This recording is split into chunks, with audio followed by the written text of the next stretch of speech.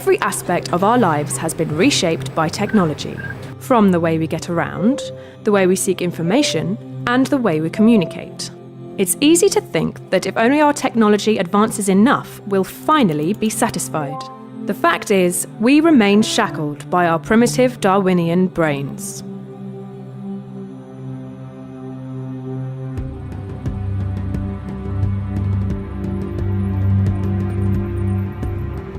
Humanity, for whatever progress we have made, is the result of an unguided, natural, 3.8 billion year long experiment of chemistry. Evolution is the process that has made you what you are, but it is not far-seeing. It does not and cannot consider the future, make decisions about where we ought to go, how we ought to be. Passing on genes is the only objective. But as thinking human beings, we care about far more than that. Consciousness means that we have the capacity to experience the world, to reflect upon, and, most importantly, to shape it.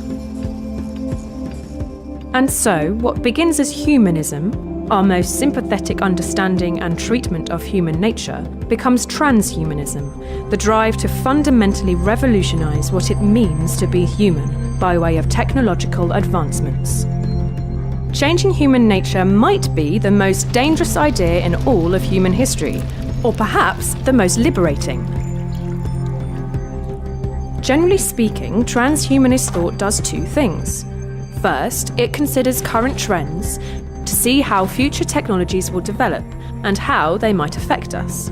Second, it calls for the use of current and upcoming technology to bring about beneficial societal change. We'll examine three central areas of transhumanist thought: superlongevity, superintelligence, and super well-being, dubbed the three supers because of their extraordinary transformative potential. So let's begin with a thought experiment to get your intuitions flowing. Consider this. An evil organisation creates an airborne virus. It infects you and the entire human race. As a result, 100,000 people are dying every day. Within 30 years, 1 in 7, 1 billion people, will have died because of the virus. Now, how much money should world leaders put into research to develop an antidote? How high on a list of global priorities would you rate this? There is no denying the situation would be dire. Most people would demand immediate action. But hey, this is just a thought experiment, right? Not quite.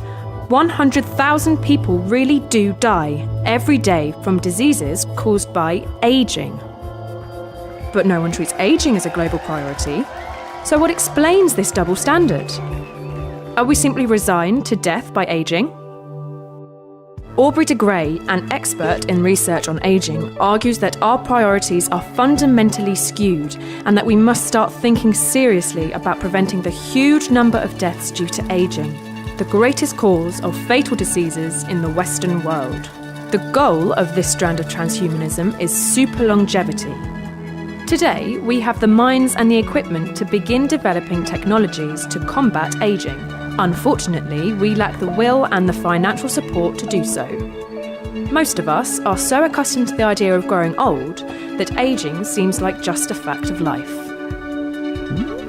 If modern medicine is supposed to keep us alive and healthy for as long as possible, then the anti-aging movement takes medicine to its logical conclusion. It's what happens when, as long as possible, means as long as we want.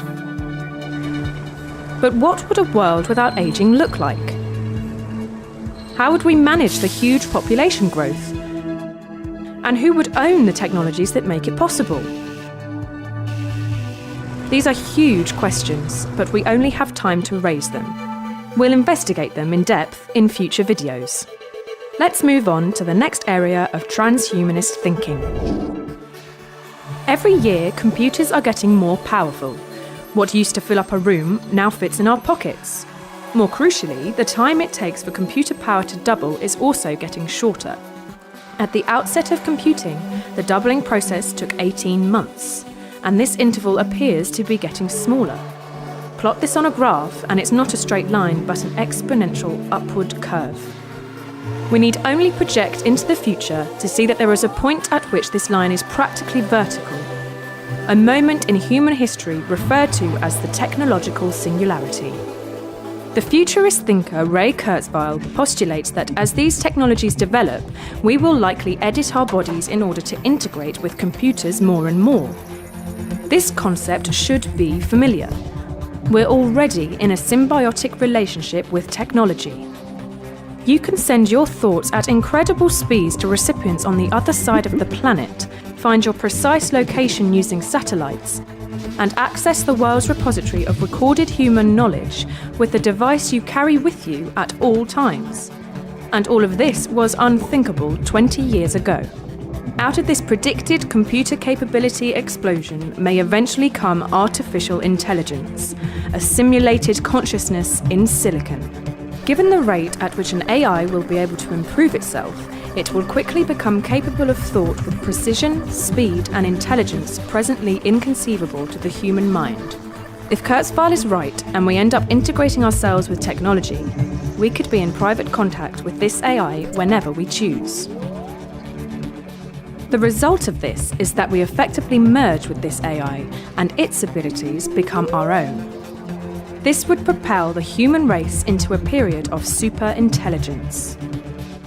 But perhaps, as some argue, no non-biological computer could ever become conscious. Or what if, as every other dystopian science fiction plot goes, this AI's goals differ from our own? And what does our increasing reliance on computers mean for our future? Super longevity and superintelligence are all well and good, but only insofar as they make us happier, more fulfilled, more content. Let's look at the last section, which deals with the issue of well-being. Imagine you're soon to be a parent. Your doctor informs you that, if you wanted, you could choose certain features of your child's biology. You could choose how genetically prone to depression they will be, their levels of anxiety, jealousy, anger, and even their pain threshold. Would you choose a high likelihood of chronic depression, an intolerably low pain threshold? How about panic attacks and anxiety? Probably not. The last major branch of transhumanism, spearheaded by philosopher David Pearce, aims to investigate and phase out suffering. He argues that, ultimately, all our conscious states, our feelings, moods, and emotions are all an expression of our brain chemistry. For Pearce, it is clear that natural selection hasn't designed us to be happy, it's designed us to be good at surviving and passing on genes. A species that is permanently anxious and discontented will have a higher motivation to watch out for predators and take precautions for survival. But in today's world, these emotions are vicious. Our biology has barely changed in 200,000 years, which means that whilst culture and society has arguably made progress, we are still those same aggressive, jealous, anxious, savannah-dwelling hunter-gatherers. This is why Pearce argues that if we ever hope to increase the well-being of our species, we will have to edit our genes. Minimizing our suffering, and the suffering of those we care about, is a crucial part of what drives us. Hence, so-called abolitionists argue that we start using modern technologies to do exactly that. Minimize and eventually abolish suffering, ushering in an era of so-called super well-being. At present, every child is a roll of the genetic dice. Pearce argues that the least we can do is load the dice in our favour to create happier, healthier, longer-living humans. But might our compassion, curiosity, and pursuit of knowledge become secondary to our hedonism? If we're all content, why visit the stars? And isn't suffering sometimes a good thing?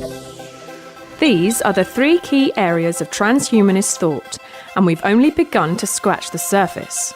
The three supers, super longevity, super intelligence, and super well-being, might radically change human history if, or when, they are realised.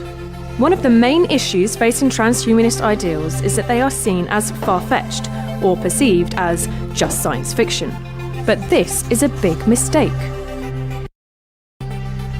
We are already transhuman. We're living longer, integrating more with technology, and emphasising quality of life.